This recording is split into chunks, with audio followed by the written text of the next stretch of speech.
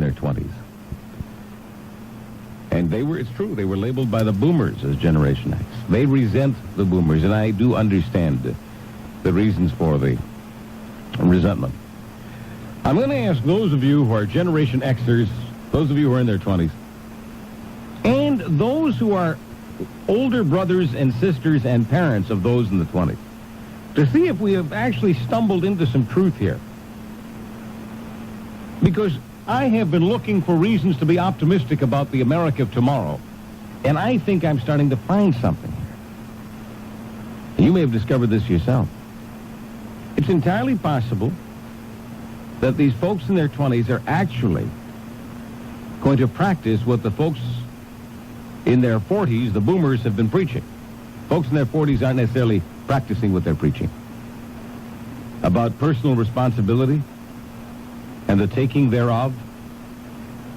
But it seems that many of these people in their 20s do understand and do practice personal responsibility.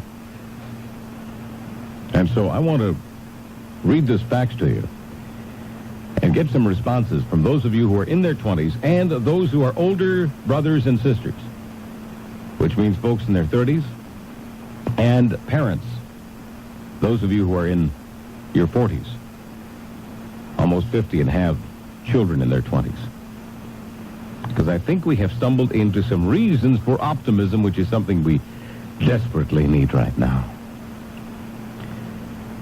This is from Gary in Idaho, and he is 26 years old. Charles, I'm a former Bostonian now living in conservative Idaho and loving it.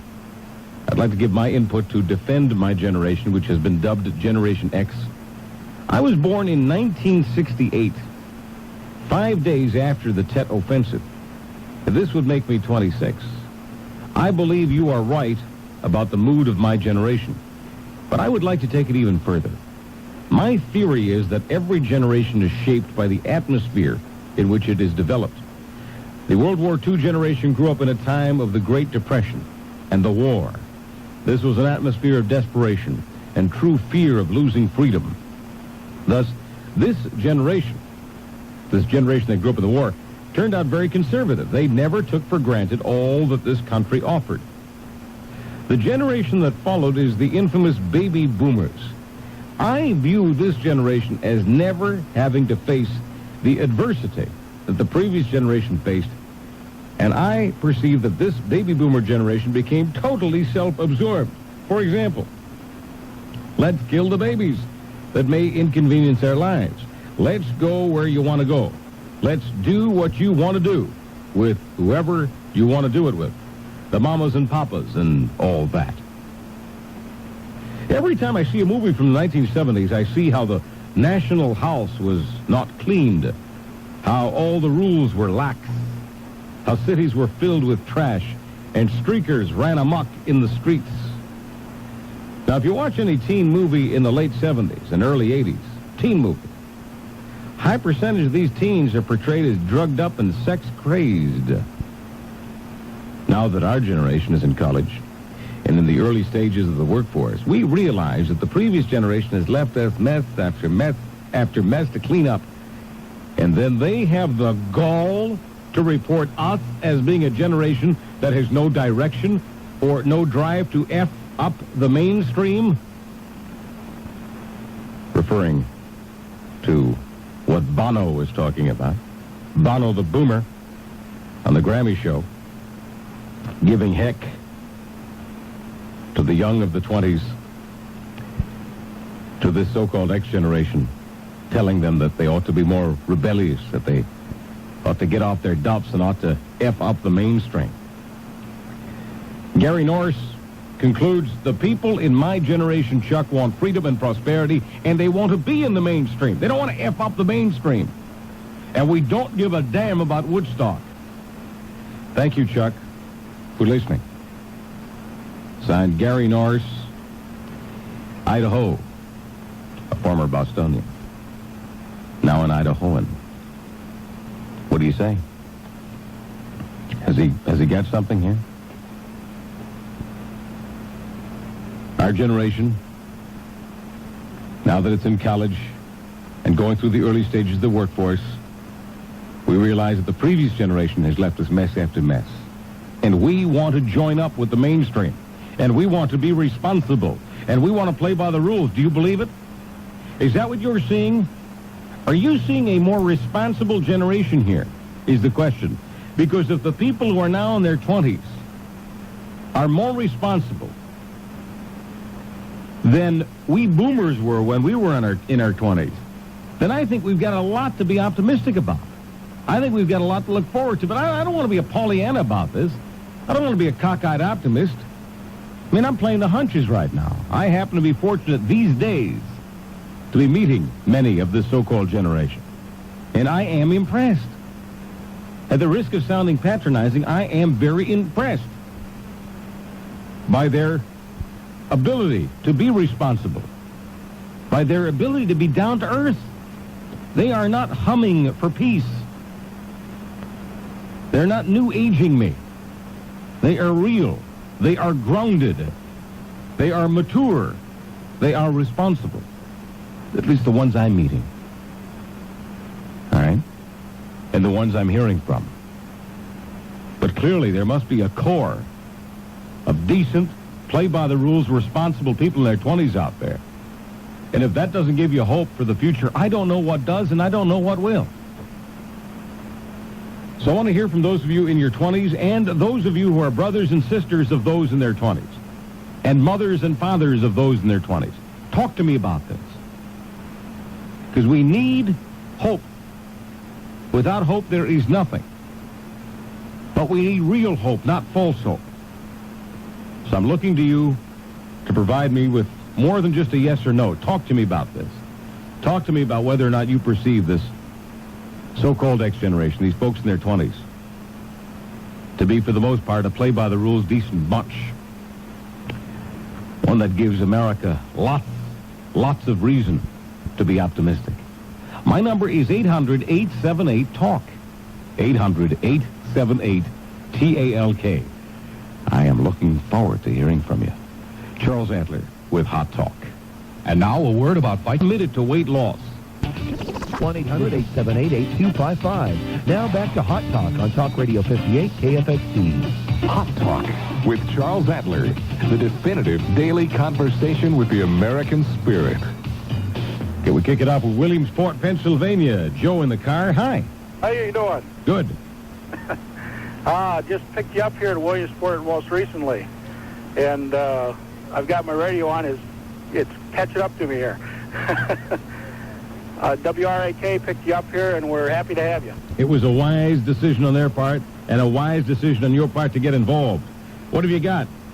Well, I have a sibling, sister of the X generation, late in the X generation. How old is she and what does she do? 28 years old. She's a school teacher. Fantastic. What do you think of them? Well, I find that the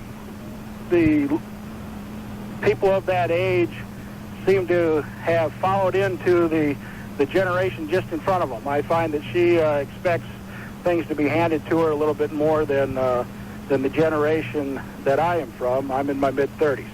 However, I do find a growing appreciation for value with the younger 20-year-olds.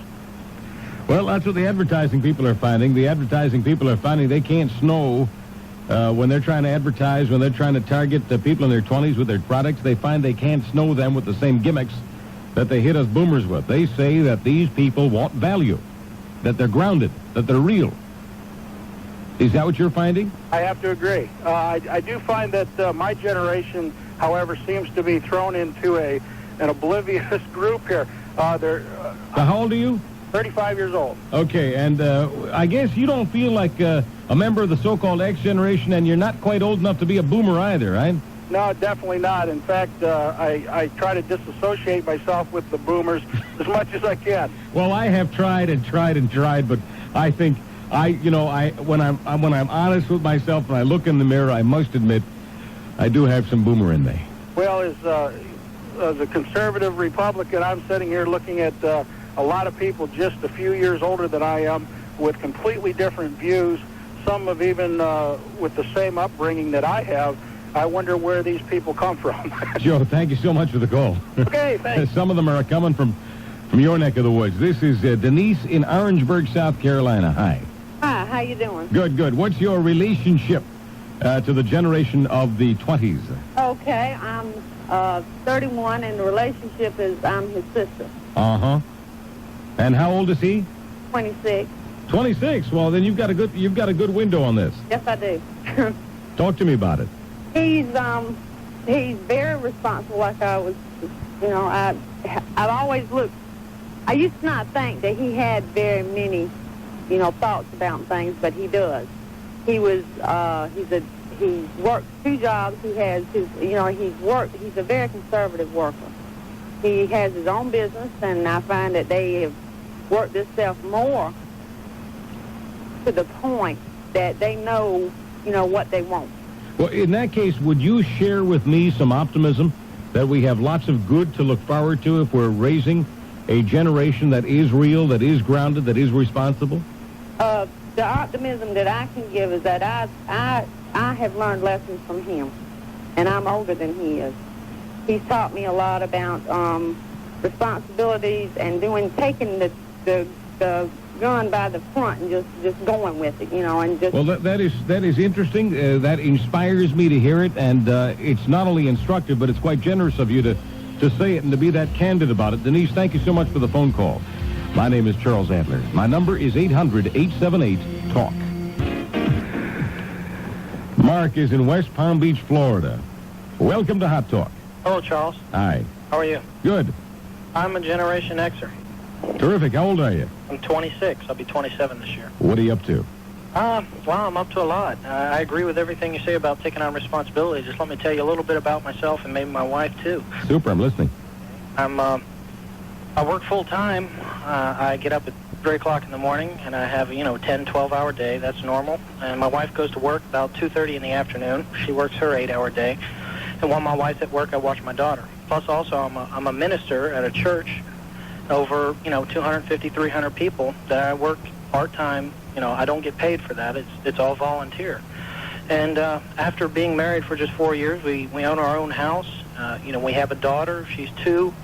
And, we're doing fine. And we understand that in order to have something, we need to do something to get it. We just can't sit around and expect it to be given to us. Well, I am hoping and praying that the media starts giving folks like you more publicity, because right now, America needs some real hope, not false hope, real hope, and some seeds for optimism. And at the moment, the media is still portraying, because most people who make up the media, most people who control the media are people at my age and a little bit older, people between 40 and 50. They are still portraying people in your generation as the same as the boomers, the same self-indulgent, airheaded kind of stuff, see? I think what happened is the parents realized that during that phase of the baby boomers that something went wrong, and they stressed highly. And I can remember this is what we're doing all this work for, is for our own family. So at 26, you've got your own business. Well, I don't have my own business, but I work for a company that stresses ownership and what you do. I work for a Fortune 500 company. Right, and your wife is working as well, and you've got a child. Yes.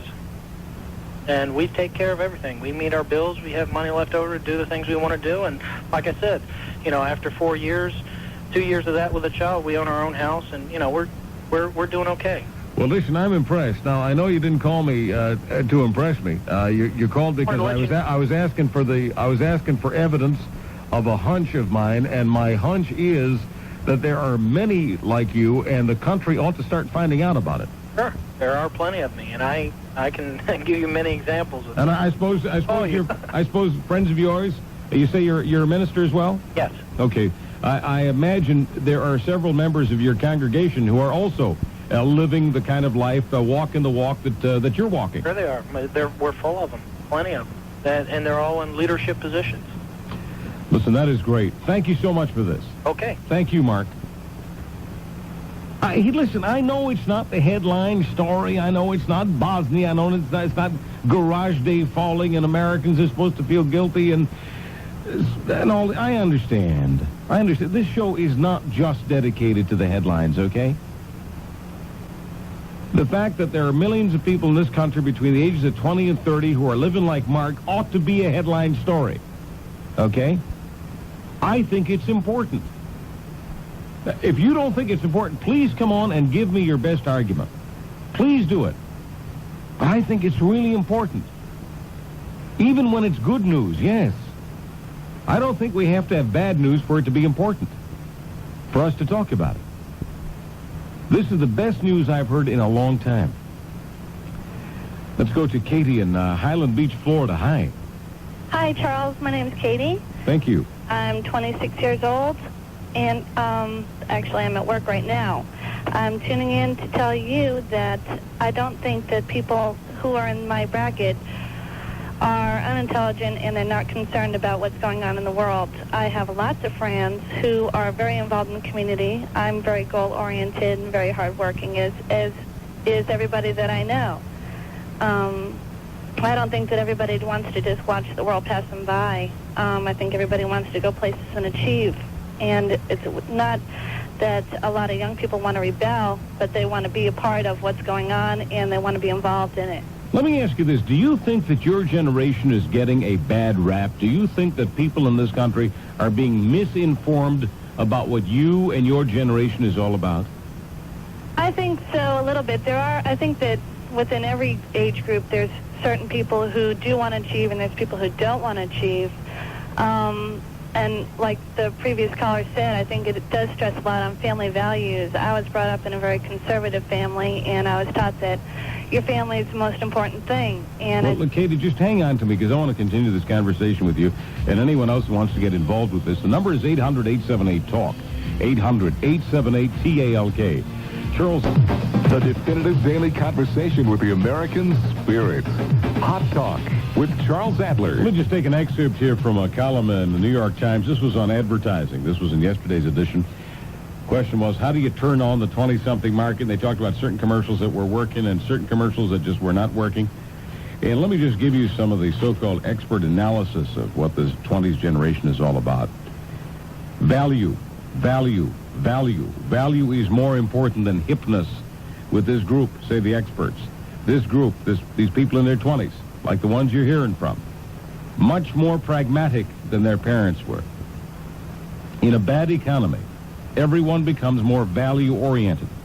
But economic downturns usually don't affect the spending habits of people in their 20s because they are still concerned with trying to impress peers. But not this group. They watched the group ahead of them spend and spend and spend, and this group in their 20s is rebelling. How the value question was treated apparently made the difference between an unsuccessful campaign for Subaru and a winning campaign for the Chrysler Corporation's new Neon. Subaru is trying to stress the coolness of its Impreza model last year. They were featuring a sloppily dressed young actor who testified that the car was kind of like punk rock, while other brands were boring and corporate. That's how Subaru was trying to woo the generation in its 20s. Now, perhaps this was designed to show how alienated young shoppers feel in the modern car culture, but one of the agency people involved in Oregon says that they were unable to bolster ads. They were unable to bolster sales with this particular ad, which then became a running joke among some members of the target audience, and eventually Subaru switched agencies. They told that agency doing the hip number to basically fly a kite. They found out from their own research that this generation wasn't about being hip. This generation wanted value. The results of the campaign for the Neon, different car, different agency. The results of the campaign for the Neon put out by Chrysler is a cute, gas-efficient little car. And what they're finding out is that it is compatible with young people. Young people who want something that's fun, looking good, and low cost. And this was pulled off without resorting to musical metaphors and contrived vernacular to explain why the product is a generational must-have. It was a much more straightforward ad. 27-year-old who likes the car says, we're buying the Neon just because we saw the ads during the Olympics. She and her husband have a 6-year-old son. They're living in upstate New York. She says, we saw how cool it was and how affordable it was.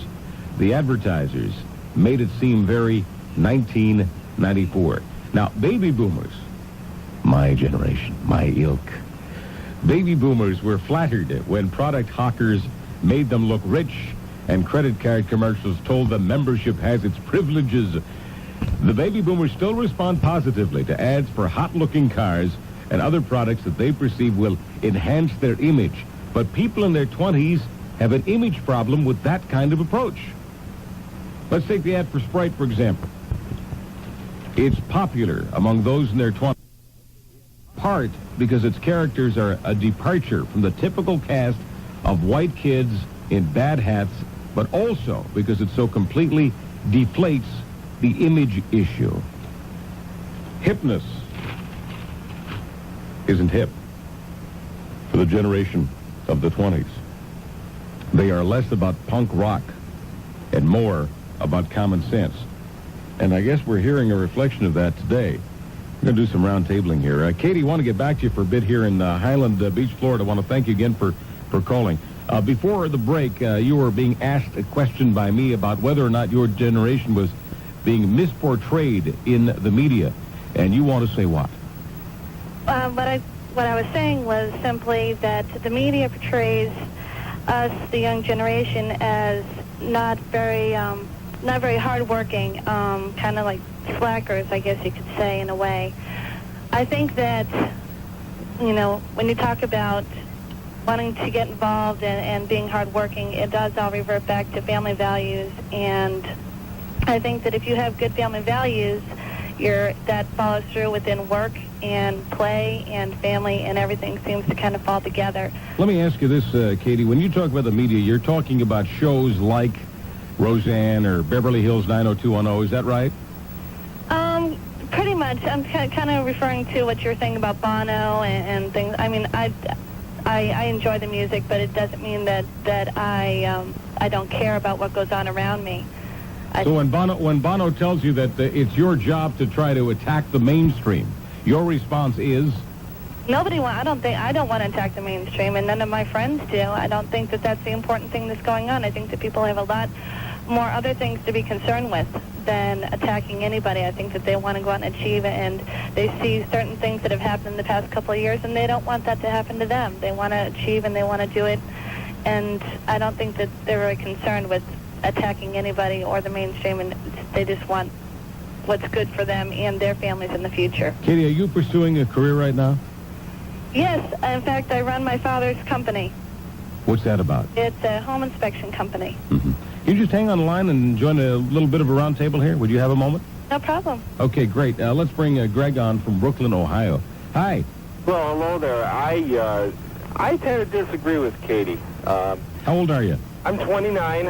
Okay. And I'm out there. I own my own window cleaning company in Ohio, and I'm out there a lot with a lot of people, and I talk to an awful lot of people, a lot of different range and age. First of all, I want to comment on what she said about, family values and achievement. Family values and achievement in and of themselves are not a utopia for a good nation.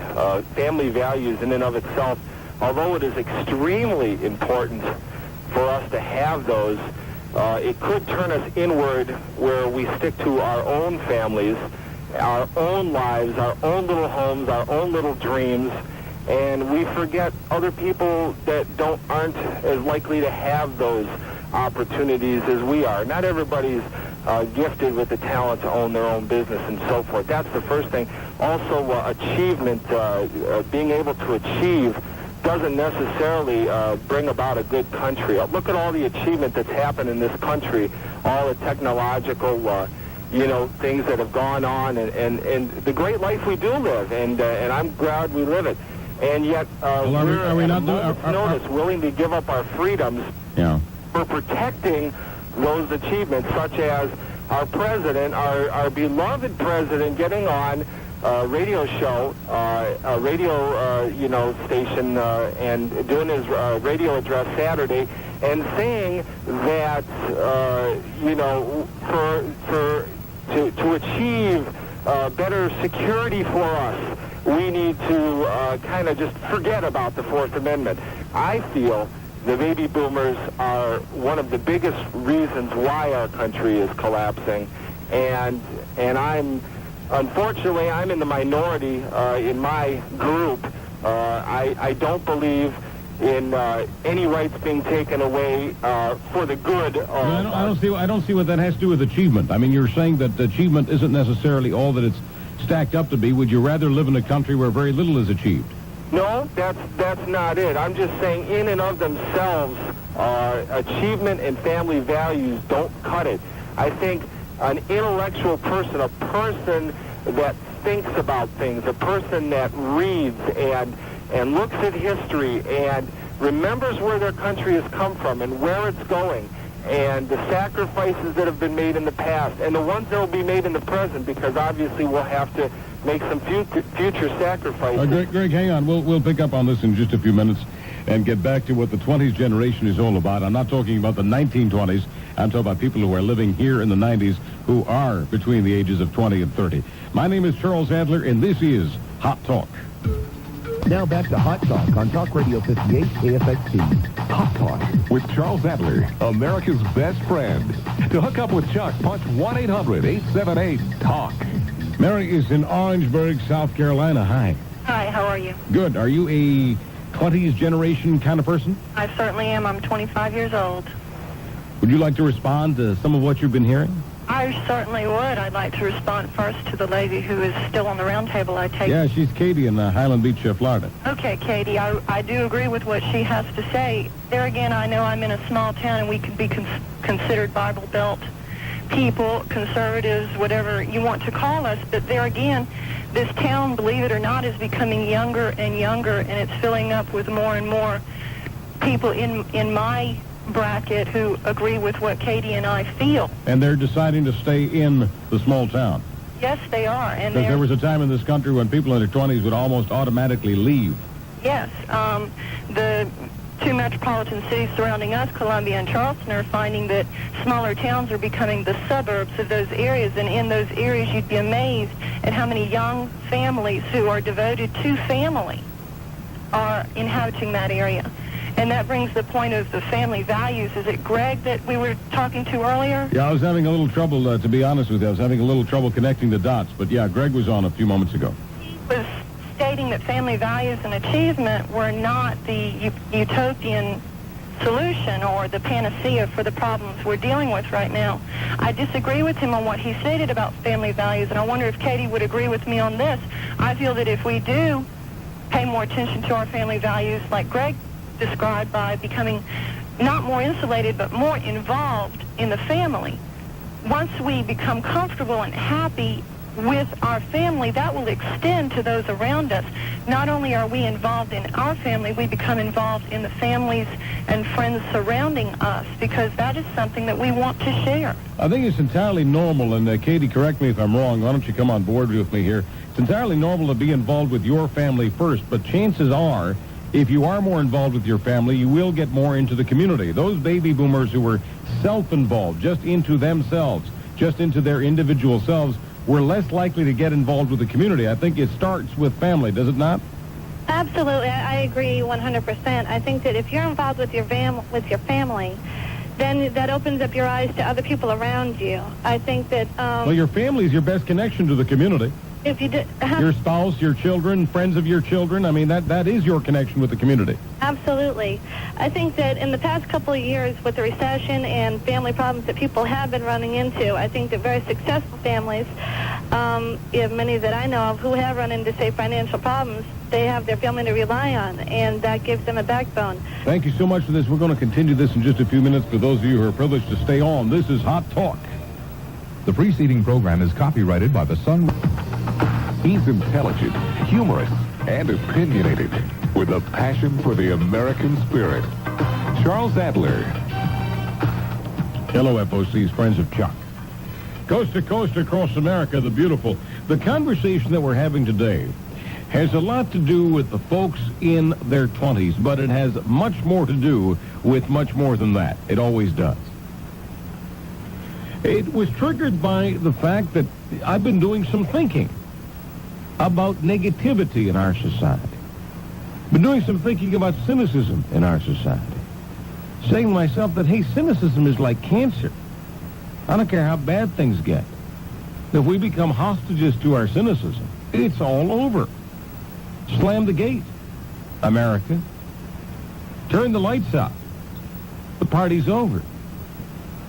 And so I have been looking, desperately some say, for reasons to be optimistic, for reasons to be hopeful. Hope is absolutely necessary for a culture to survive and thrive.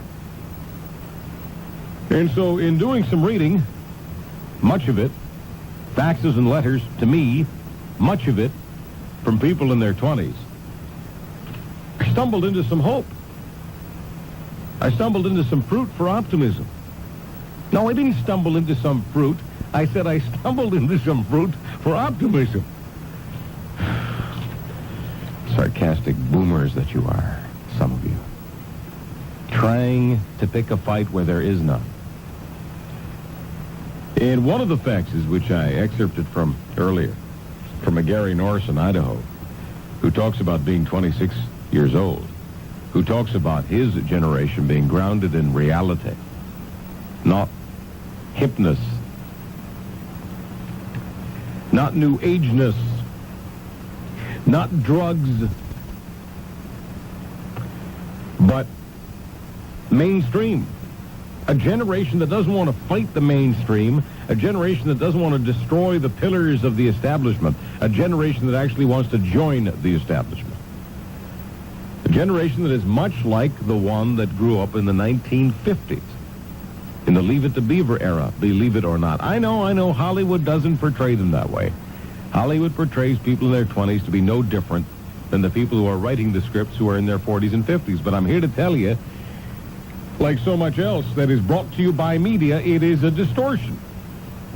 And so we are reflecting on some of Chuck's correspondence and now talking to some friends of Chuck to find out whether we're just cockeyed optimists, to find out whether we're just, Pollyannas, or whether it really does exist out there. So who would know better than people in their 20s and the ones who are older brothers and sisters to people in their 20s? And that's what we've been doing for the last little while. And if you'd like to hook up with Chuck, the number to call is 800-878-TALK. And it looks like we'll be doing some roundtabling on this as well. 800-878-TALK. Let's kick it off this hour with Clearfield, Pennsylvania. Jonathan, welcome to the show. Hi, how you doing? Good. How old are you? I'm 20 years old. And how do you respond to some of this stuff?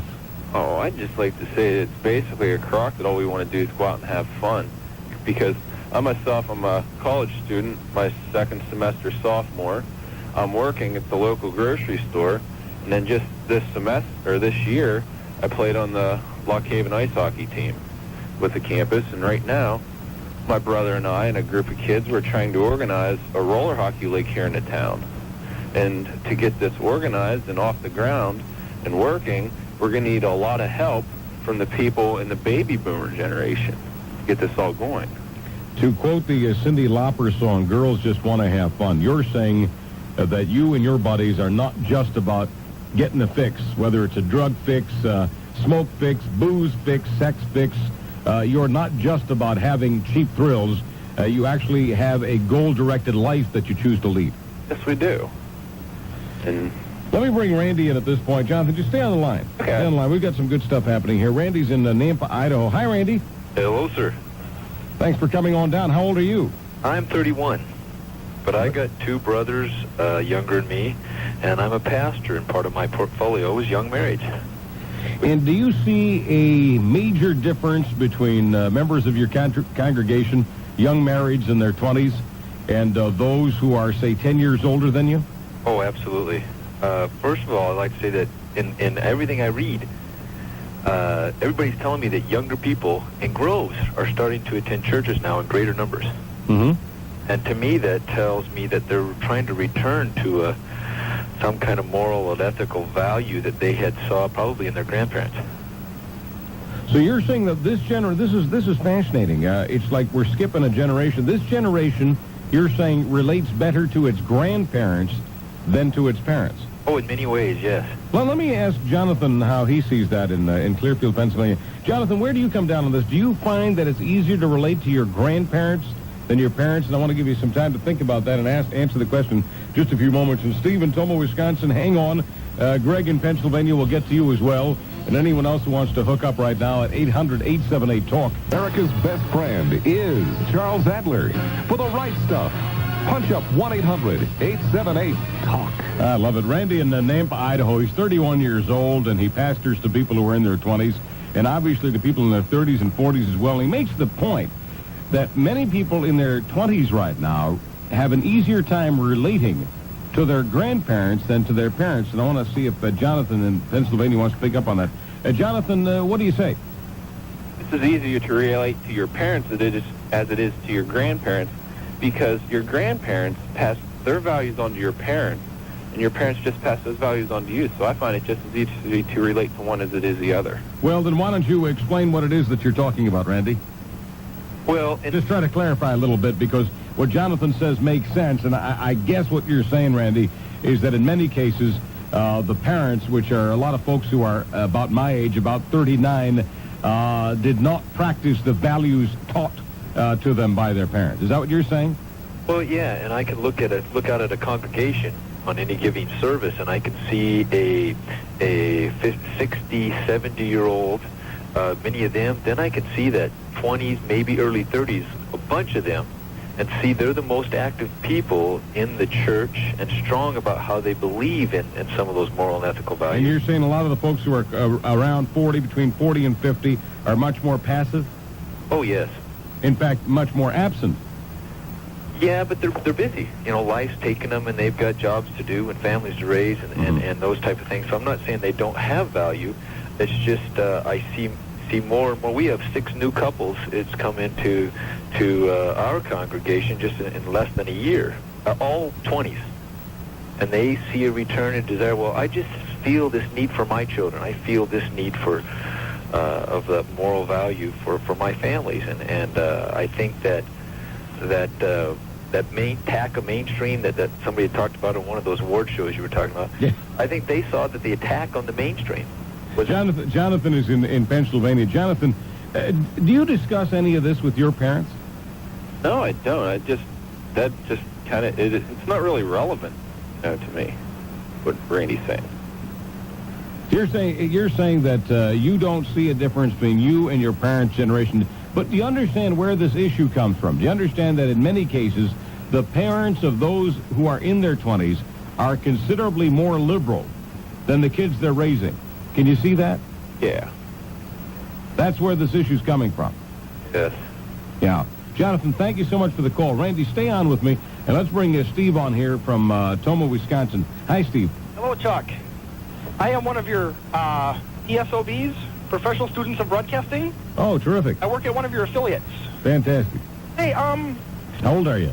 I just turned 26 2 weeks ago tomorrow. All right. And one of the folks you had speaking earlier talked about family and about freedom and those kinds of things.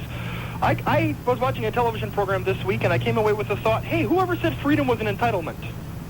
I just want to throw that one out there. All right.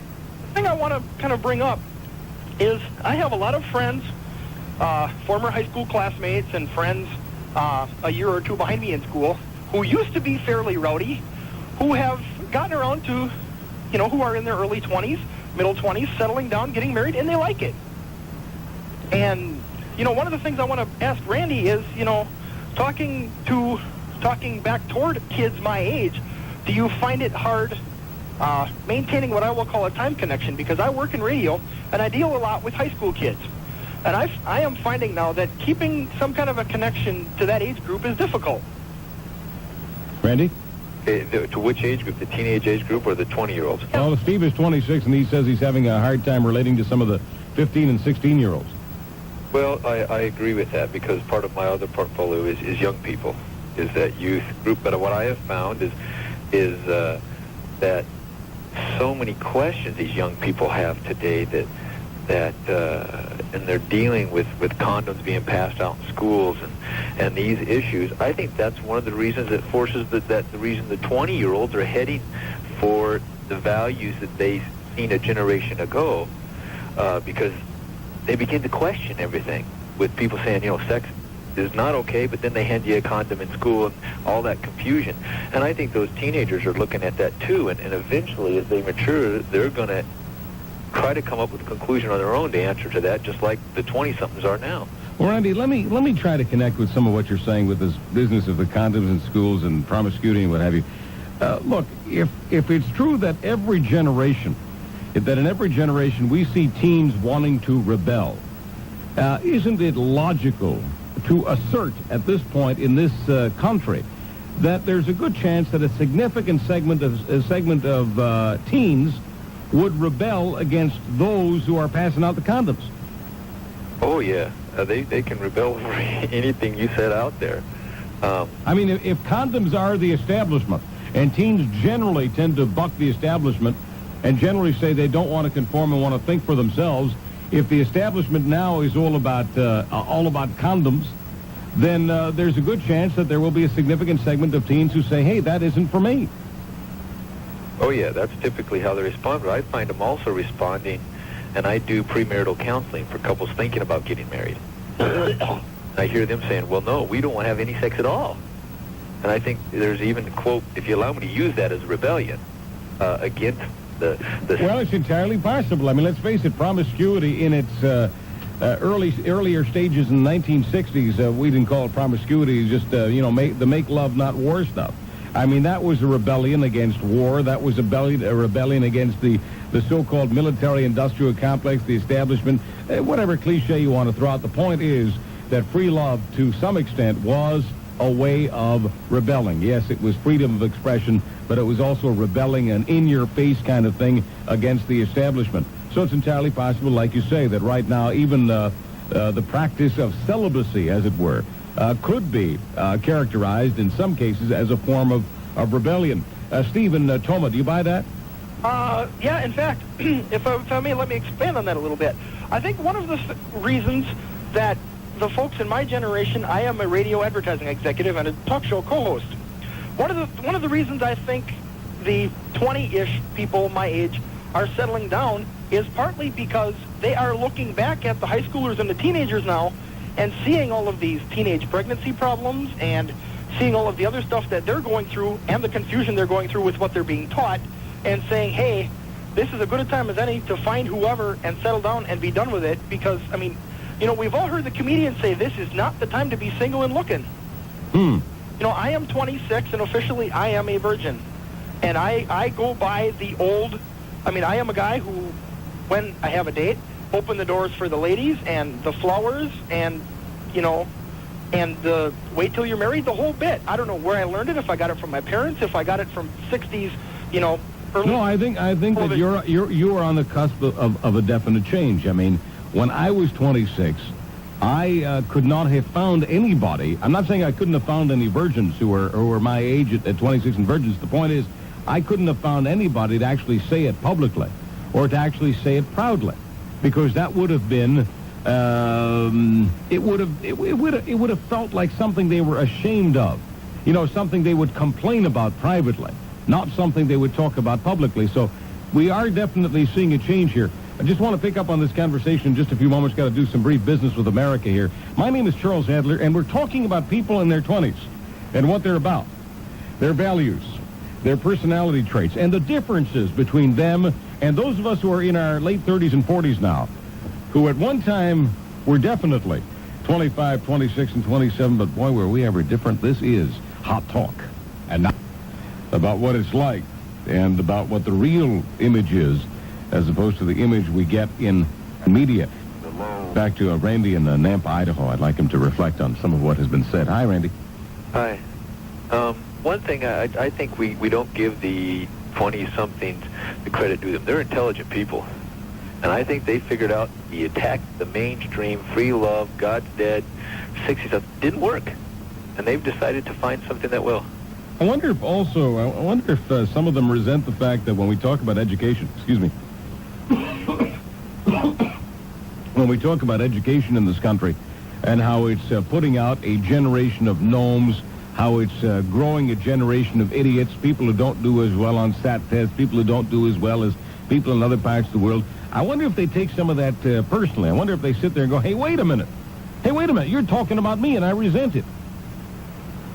Well, I don't seem to run into that. Maybe I'm a little unqualified here because I homeschool my children, so maybe that's fair of me to address that. But I don't find most of the young people taking it personal as much as they have seen some of the faults and they want to correct them.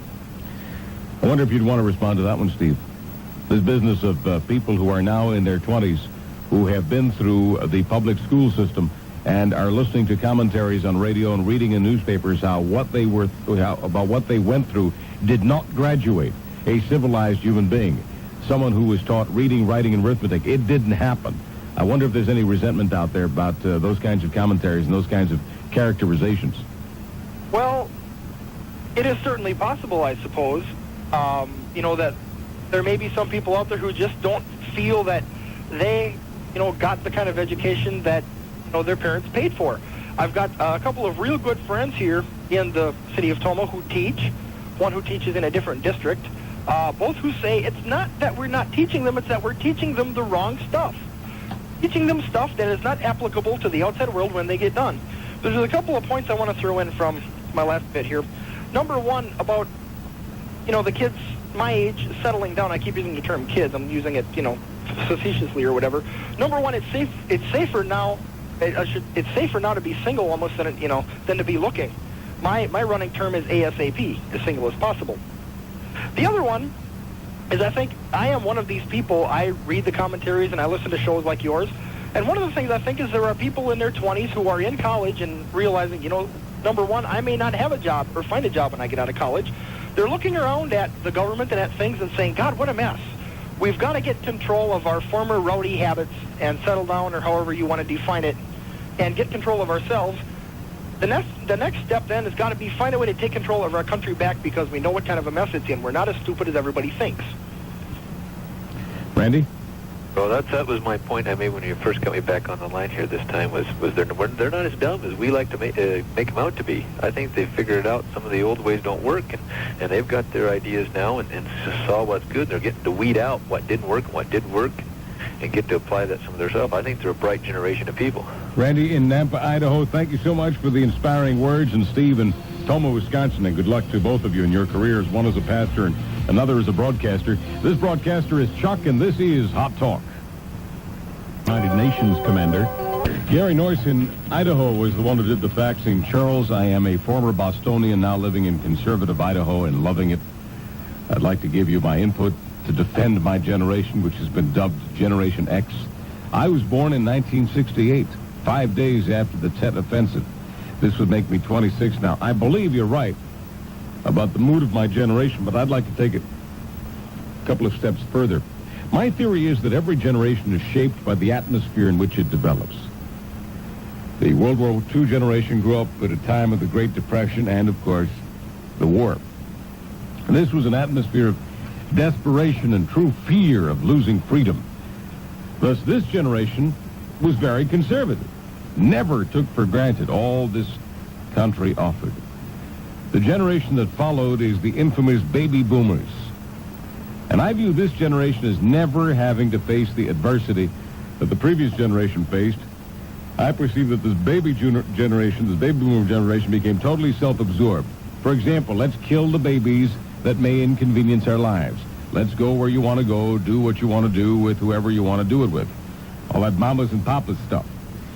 Every time I see a movie from the 70s, I see how the national house was not clean, how all the rules were lax, cities filled with trash, streakers running amok in the streets. Now, if you watch any teen movie in the late 70s and early 80s, that teen is portrayed as drugged up and sex-crazed. Now that our generation is in college and in the early stages of the workforce, we realize that the previous generation has left us a mess, a big one, to clean up. And they have the gall to report us as having been a generation with no direction, or, as Bono put it, on the Grammys, no drive to F up the mainstream. Hey, the people in my generation want freedom and prosperity, and they want to be part of the mainstream. We don't give a darn about Woodstock. Thanks, Chuck. Signed, Gary Norse, Idaho. And that is what triggered some of the conversation that we're witnessing today, talking about the values of people in their 20s, or at least some people in their 20s, the values of those who don't get a fair shot, don't get fair treatment in media, those who are far different than my generation was.